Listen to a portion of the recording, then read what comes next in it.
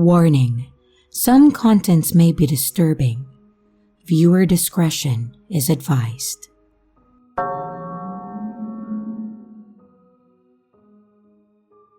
Hi everyone. I apologize if my English isn't too good. I'm not a native speaker, but I will do my best to write this. My name is Brandon and I just turned 21. And if there's one thing that I can tell you about myself, it's that my health is not in a good place. I'm overweight, and even the simplest activities can leave me out of breath. My friends and family have been on my case about getting healthier, and after a particularly embarrassing moment where I had to catch my breath after a single flight of stairs, I decided that it was time to take control of my health. But I didn't want to jump into anything too intense right away. I didn't want to injure my body and end up worse off than I started. So, I decided to keep it simple and start with long walks every day. I live in a nice village, a place where people know each other, and it's generally safe. However, just at the edge of our little village, there's an area known for some unsavory crimes. It's a bit of a stark contrast to the rest of the village, which has always felt like a safe haven to me. Every morning, I'd wake up early and then go for my walk. I wasn't alone. The mornings were filled with people jogging, running, walking their dogs. And seeing them always inspired me. If they could do it, so could I. But one day, my routine got messed up. I forgot to set my alarm the night before, so when I woke up it was already too late. If I went for my walk, then I would be late for work, so I decided to skip it. That day, I got home at around 6 p.m. and I had some chores to finish, and by the time that I was done, it was already 9 p.m. But not wanting to miss my daily walk, I decided to go anyway. I followed my usual route, but the village felt different at night. It was almost empty. The bustling morning crowd was gone, replaced with an eerie silence. Occasionally, I would see someone walking their dog, but for the most part, it was just me. One part of the village was particularly dark. It was near the park, and there were a lot of trees around. As I walked, I noticed that I was completely alone. But then, I heard the sound of crunching leaves to my right from the forested area. I didn't think much of it at first. I just assumed that it was a deer or some other animal. But the more that I listened, the more it sounded like footsteps. Me, not used to situations like this, I didn't know what to do. I stopped and I turned to look at the trees and I said, "Hello? Is anyone there?" But I immediately regretted it. Suddenly, I heard footsteps running, and it sounded like they were coming towards me. My heart pounded in my chest, and out of instinct, I just started running. I was worried that whoever or whatever was running after me would catch up. I'm not exactly in the best shape, as I mentioned, but I did my best. I ran, and I ran, my lungs burning with every step that I made. In the distance, I saw a shop that was still open. I pushed myself harder, praying that I would make it, and I then burst into the shop, scaring the clerk. I turned back and saw a hooded figure standing in a distance away. I squinted, trying to identify who it was, but it was too dark. The figure just stood there, and then to my horror, they waved at me. After that, they turned around and walked back into the darkness. I apologized to the clerk for scaring him, and I explained what had happened. He offered me some water, which I gratefully accepted, and the clerk then asked if we should call the police, but I decided to call the non-emergency hotline. The guy was gone and I couldn't identify him, but I wanted the police to know what had happened or at least be on the lookout for it. Feeling silly, I booked a cab to get home because there was no way that I was walking back that night. As safe to say, I made sure to set my alarm and even had a backup. I didn't want to miss my morning walks ever again. The morning crowd, the safety in numbers, that's where I felt most comfortable. Looking back, I shudder to think what could have happened if I hadn't made it to that shop. Our village, which always felt safe to me, had shown me a different side that night. It was a lesson that I didn't want to experience again. So, everyone, please, stay safe out there.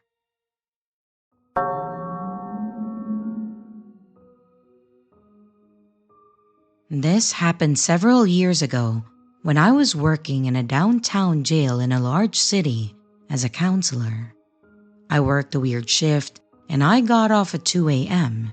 So it was obviously dark when I got off work, and most of the people on the roads were people who just closed down the bars downtown. At this job, I interacted with inmates who were various levels of stable and sober, and sometimes they were released at the same time as I was leaving work. The garage where I parked was a couple of blocks away from the jail, so I was cautious walking to my car but didn't usually have issues. Anyway, this particular night, I got to my car safely and I started home. It's about a 25-minute drive. Very quickly after I pulled out of the garage, I noticed a car right behind me with its high beams on. It followed me through downtown and onto the highway and then exited at my exit. I wasn't too freaked out yet because I live off a major road.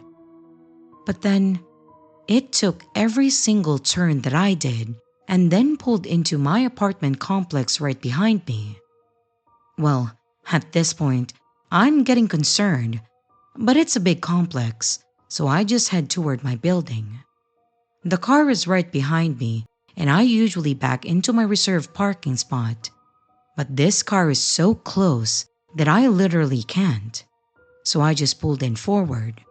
The car then drives up behind me and stops, blocking me in. At this point, I'm absolutely scared and I consider calling someone, but all my friends are probably asleep because it's 3 a.m. Calling 911 also felt like an overreaction. But I finally dial 911 on my phone, but I don't press the call button and I step out of my car. A man gets out of the car. He's tall, white, wearing a vest and a fedora. And then he stares at me. Just so you know, I'm a 26-year-old female, blonde and 5'3". He stares at me for like 10 seconds and then he says, "Oh." He then gets back in his car and then drives off. This was still one of the weirdest encounters of my life.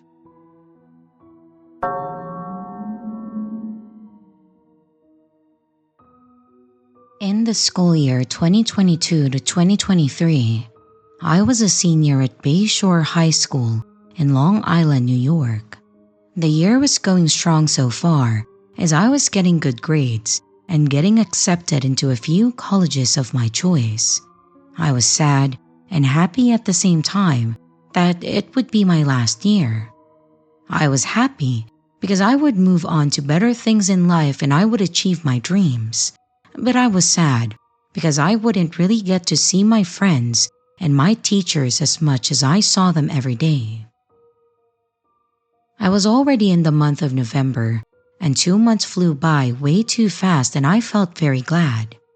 However, this one incident that happened mid-month would always come back to me every day. We had just finished up lunch and the 6th period was approaching. This would be a 40 to 50-minute class.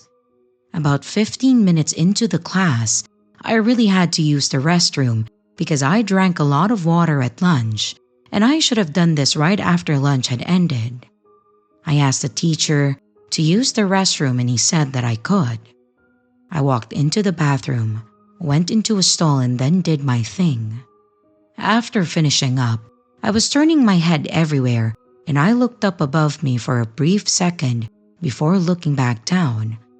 But then half a second later, I looked back up because I saw something that I would only see in my nightmares. What I saw was a camera up on the upper right corner of the stall and it was pointing directly at me. My whole body turned pale at this moment. I ran out of that bathroom so quick, forgetting to wash my hands, and I ran straight to the principal's office. I told her that there was a camera in the bathroom stall that I was in, and I swore to her that I wasn't lying. She could tell that I was being serious by me tearing up and being out of breath. We then walked to the bathroom together, and she saw the camera too. She had a horrified expression on her face.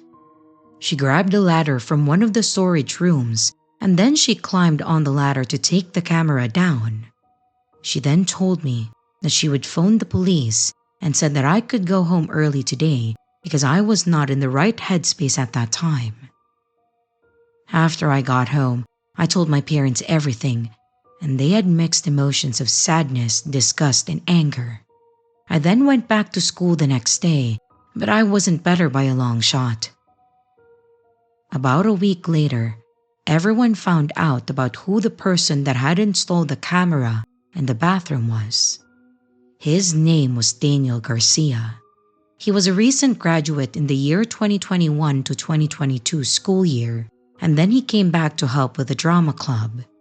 Surveillance footage showed him installing the camera really early in the morning before the majority of the school would arrive. I was a victim along with one other female. I was just the first one to notice the camera. Daniel was arrested and was later pled not guilty to one count of unlawful surveillance in court. My parents and I were not happy with this, but we successfully filed a restraining order against Daniel for 3 years, along with the other victim who had been filmed. I had never felt so violated and humiliated before in my life. It has been nearly 2 years since this happened.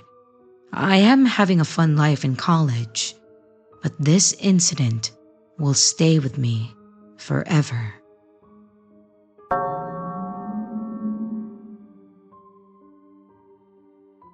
I'm Susan. I'm a recently divorced woman in my late 50s. My life had been a series of predictable events until it suddenly wasn't. For 30 years, I was married to a man named Richard. We built a life together and we raised 2 wonderful children, both of whom are now grown and have families of their own. I owned a small but successful business, and with the kids out of my house, I thought that it was finally time to relax and enjoy the fruits of our labor. But life had other plans for me. One afternoon, I came home earlier than expected, and what I walked into shattered my world. There was my husband cheating on me in our own home with a woman at least 20 years younger than me. The betrayal was a dagger to my heart, and I knew that there was no repairing the trust that had been broken. I decided that we needed to divorce. There was no point in staying together if I couldn't trust him anymore. Richard made it difficult, arguing that we should give it another chance since we were older now and that I should just forgive him.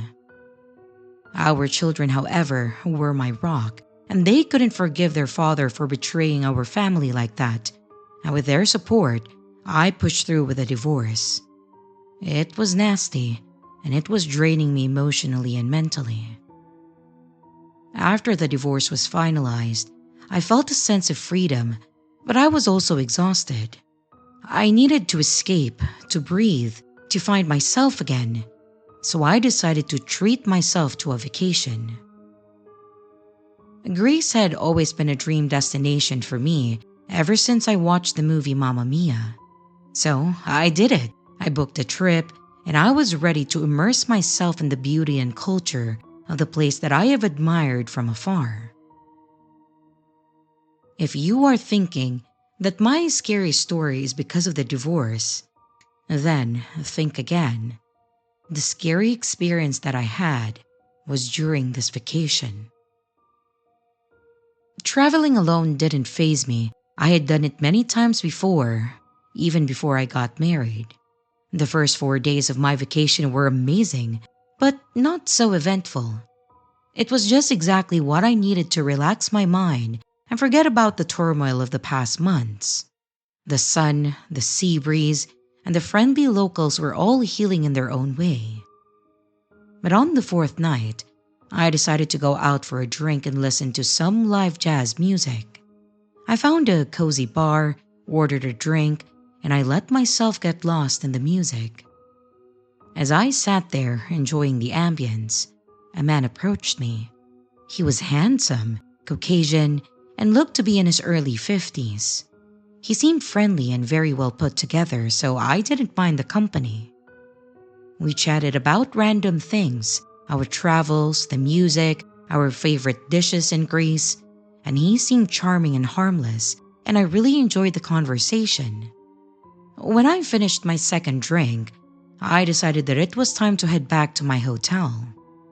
The man offered to buy me another one, but I politely declined. He was very insistent, but I firmly thanked him and I left. My hotel was about a 15-minute walk from the bar, so I took my time, enjoying the cool night air and the quiet streets. Well, not so quiet with all the tourists around, but you know what I mean. As I walked, I happened to glance back and I saw a familiar face in the distance. It was the man from the bar. At first, I thought it was a coincidence, but a bad feeling began to creep in. I picked up my pace and my heart started racing. After a couple of minutes, I looked back once again and I saw that he was still following me, his eyes clearly fixed on me now. Gone was the friendly smile from earlier, and now he just had a scowl on his face. I realized that this was no coincidence. He was after me. Why, I don't know. So, with my 50-year-old weak legs, I tried to move as fast as I could. Panic set in as I neared my hotel. I rushed through the doors and I went straight to the front desk.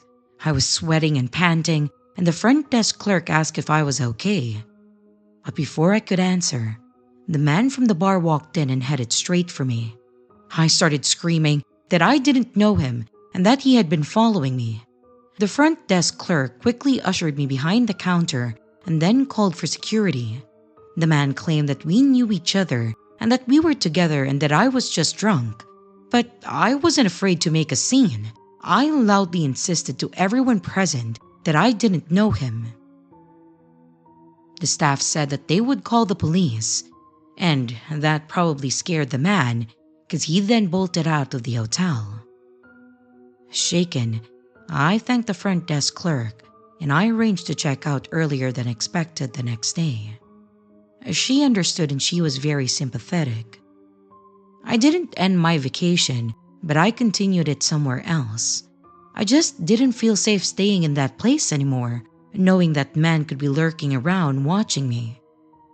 I found a new hotel in a different part of the city, and I tried to enjoy the rest of my trip. Traveling had always been a way for me to find peace and clarity, but this experience was a harsh reminder that the world can be a dangerous place. I was more cautious from then on and more aware of my surroundings. So, to the man who offered to buy me another drink and then followed me into my hotel and lied to the clerk that I knew him, let's not meet again.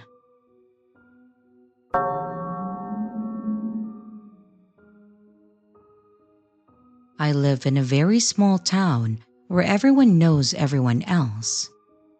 Last weekend, a girl walked up to my porch and said that she had a friend who wanted to get to know me and asked if I was single. I told her I was, and she asked for my number. I didn't see the harm in that, as I'm open to meeting new people. A big dumb mistake on my part, and I will never do that again. She left, and about 5 minutes later, I received a text from a guy. And it turns out I have known this person for almost 30 years, but we've never met or spoken to each other. He told me that he thought that I was pretty and that he would like to get to know me better and ask if he could stop by to talk in person, and I said that that was fine. This guy then shows up with 4 other people, and it was immediately clear to me that they were all on drugs of some sort. I hadn't seen him for a very long time, so I was not expecting how he looked.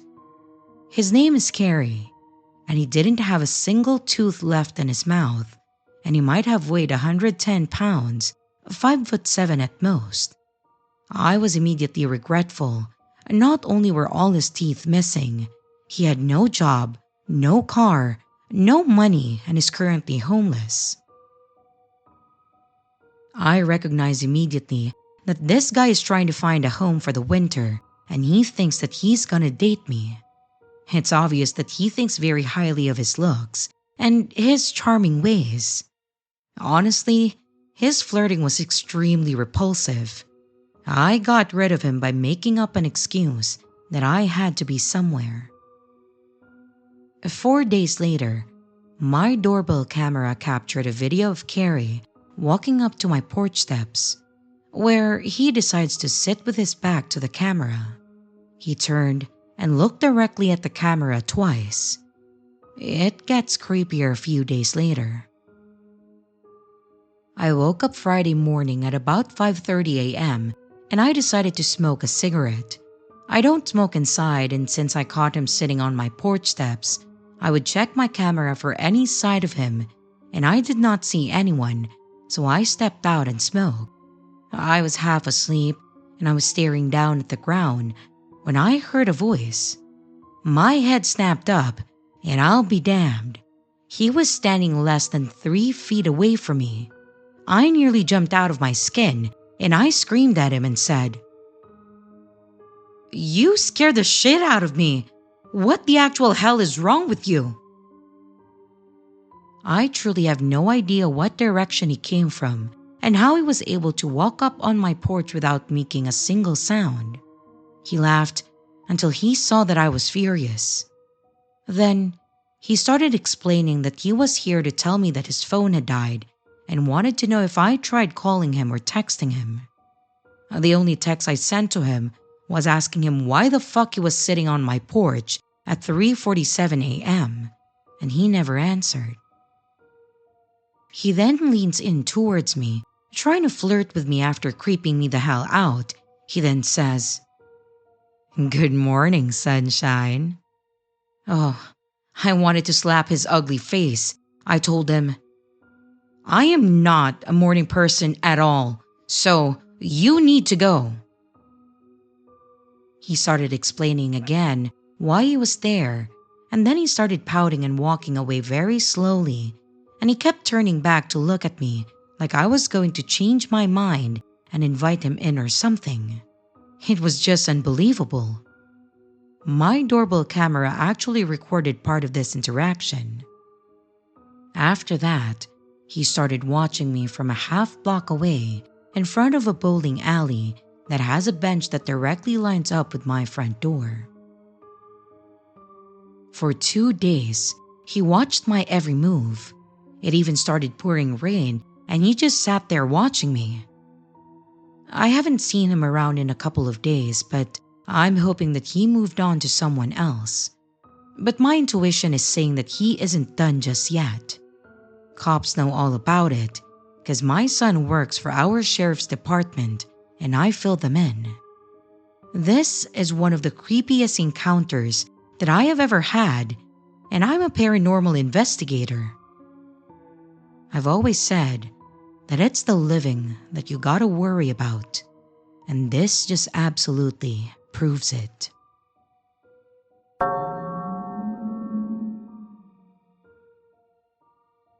My name is Amanda, and I am 32 years old. I have been a professional writer for almost a decade now, crafting stories and weaving words into worlds that readers can dive into. I didn't think that I would end up using my talents on here, but here we are. Recently, the words have stopped coming to me. I've been battling writer's block, a curse that has left me staring at blank pages and empty screens for weeks. My creativity felt like it had dried up, and every day that passed only added to my frustration and anxiety. I kept asking myself why this was happening. Was it burnout? A lack of inspiration? Whatever the cause, I needed a solution. I believed that a change of scenery could help me break through this creative barrier. I needed a place where I could disconnect from the chaos of my daily life and then just immerse myself in nature. That's when I decided to book an Airbnb cabin in the woods, hoping that the peaceful solitude would reignite my imagination. So, I went online and I did my research, and after an hour or two, I ended up finding the perfect cabin. I booked it and I counted down the days until my trip. The anticipation was a mix of excitement and nerves. I hoped that this retreat would be the remedy that I needed to get my creative juices flowing again. The day of my trip finally arrived. I packed my bags, loaded my car up, and set off on my journey. After a couple of hours of driving, I arrived at a small town near the cabin. It was quaint and charming, with a few shops and a gas station. So I decided to refill my tank since I was already here and pick up some snacks just in case I hadn't brought enough supplies. The gas station was small, but it was busy. There were 2 clerks working behind the counter. I grabbed some chips, drinks, and a few other essentials before heading to the register.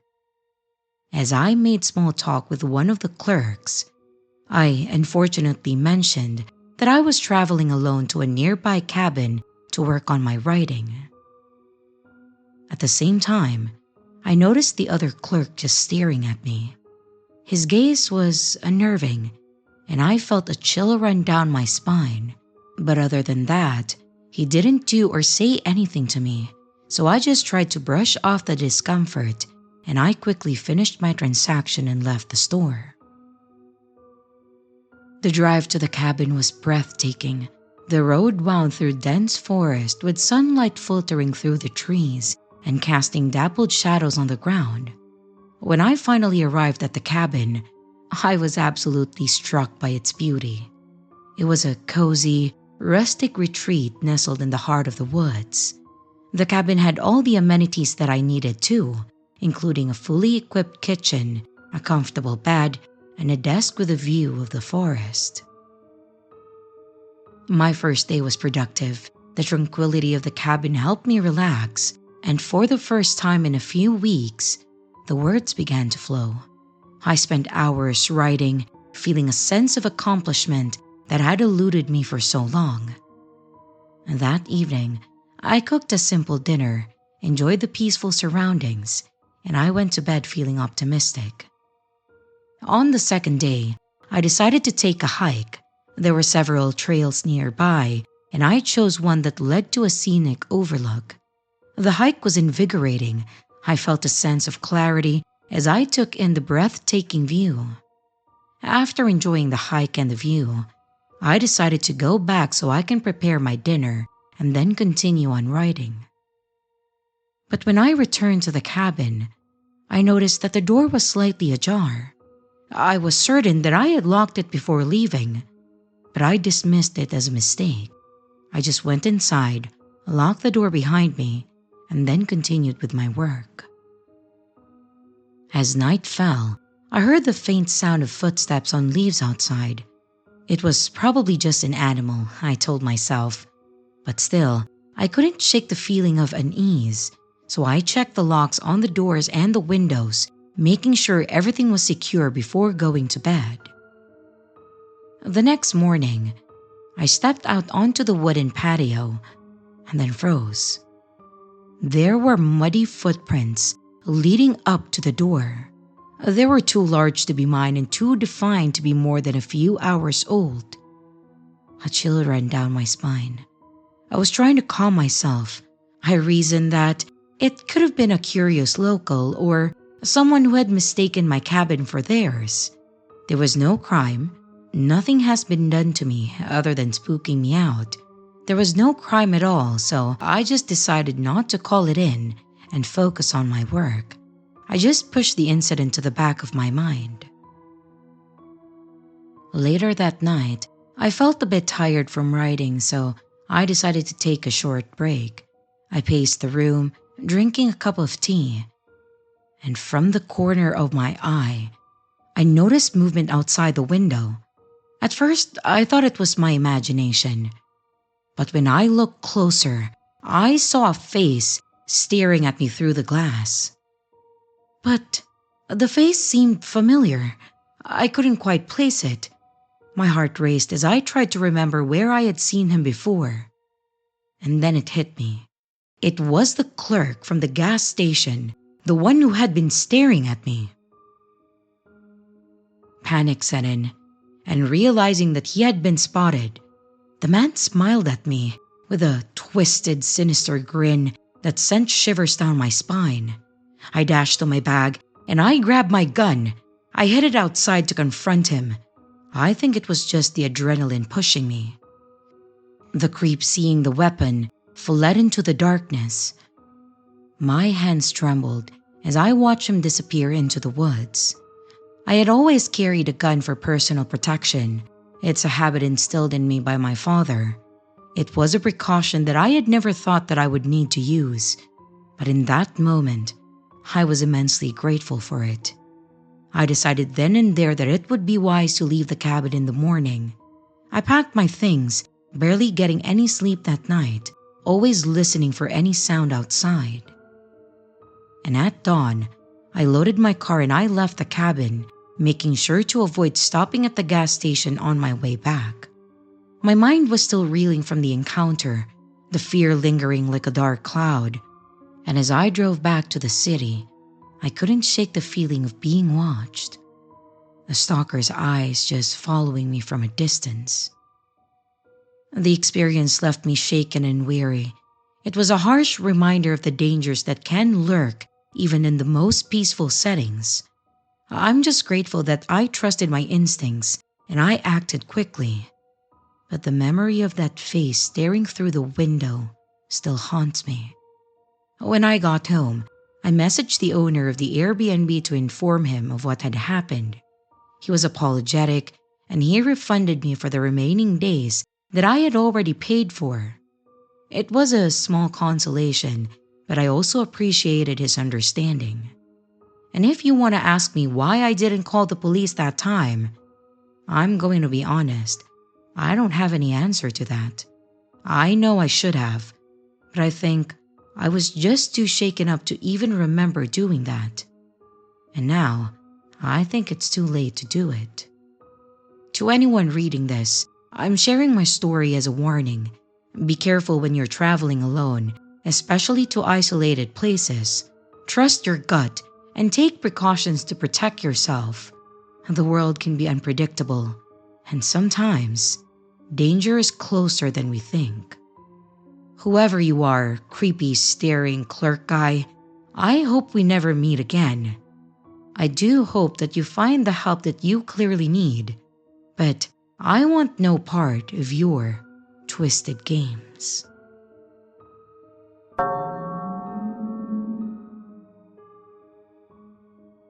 Let's start with the basics.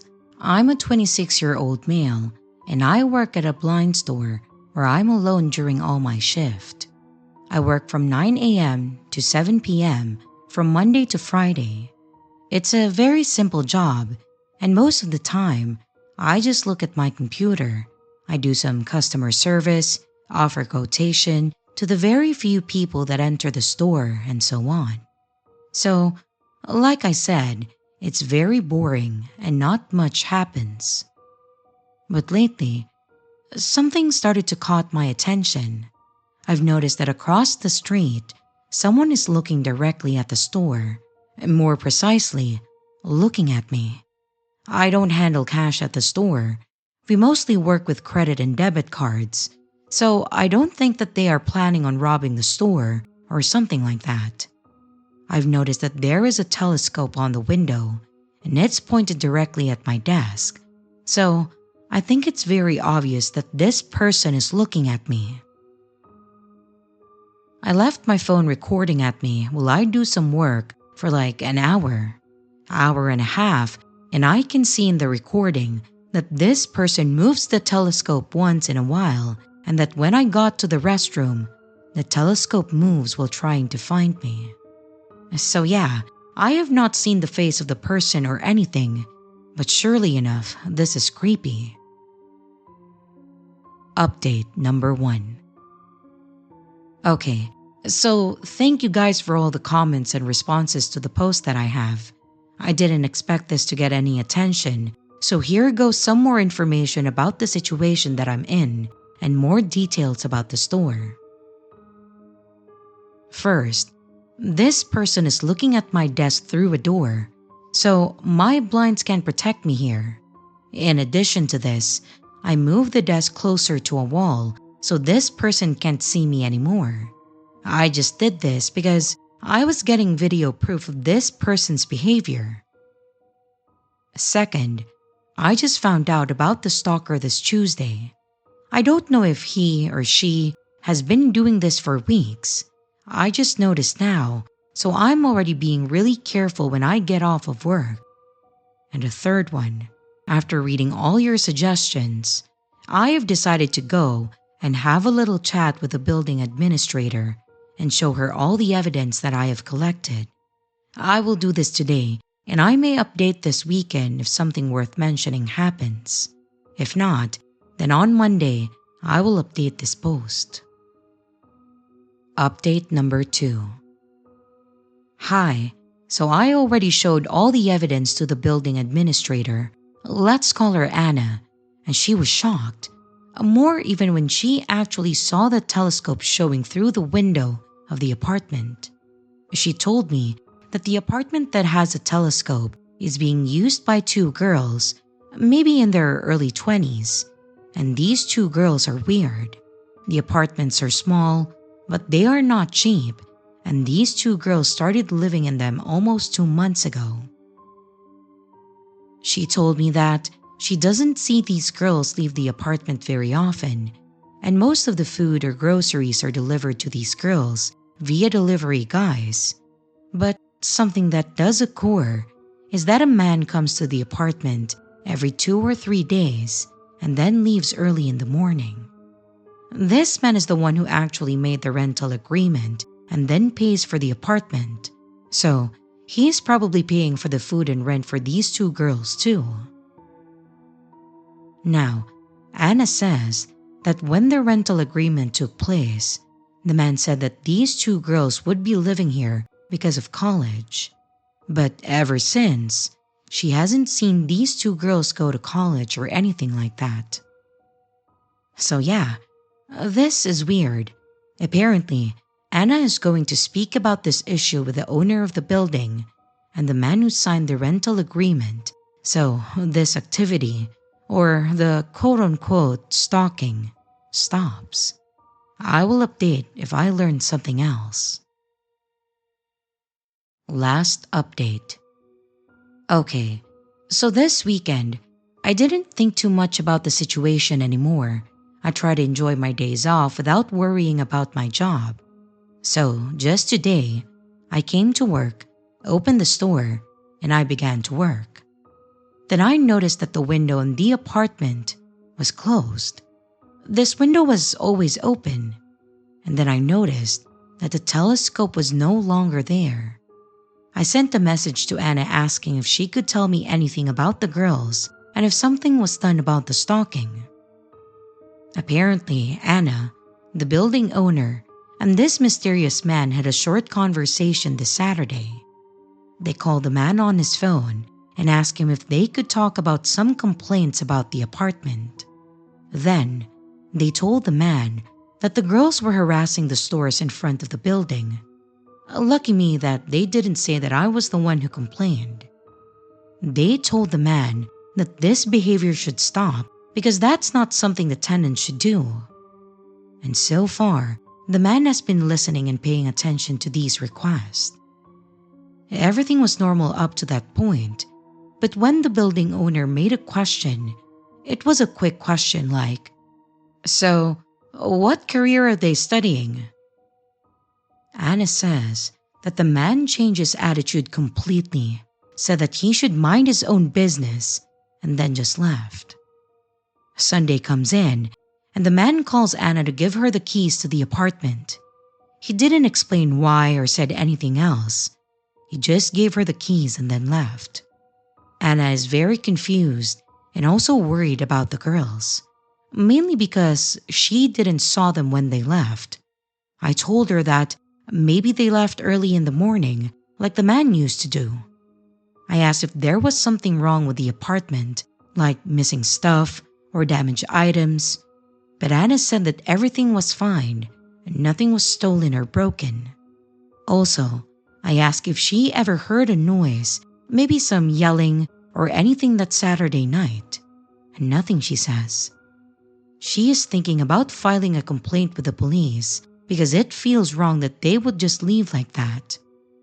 If you ask me, I think the reason that they left was because the building owner asked about the girls.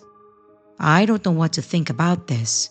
If Anna does end up going to the police, I will probably provide my testimony or something if it's helpful. I hope that I don't have to update this post again because I wouldn't want to know more about this than I should.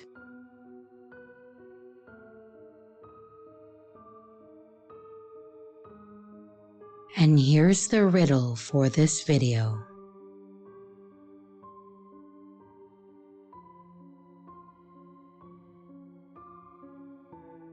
Hello everyone, it's your creepy sister here. Thank you so much for watching the video. I really appreciate it. I would also like to give some extra love to my Patreon members, my channel members, and also my tippers. Thank you so much. If you would like to extend a little bit more support for the channel, don't forget to leave a like and a comment down below. If you would like to become a Patreon member, a channel member, a tipper, or even to buy merch, check out the links in the description below. Again, thank you. And I hope you stay scared because your fear feeds me.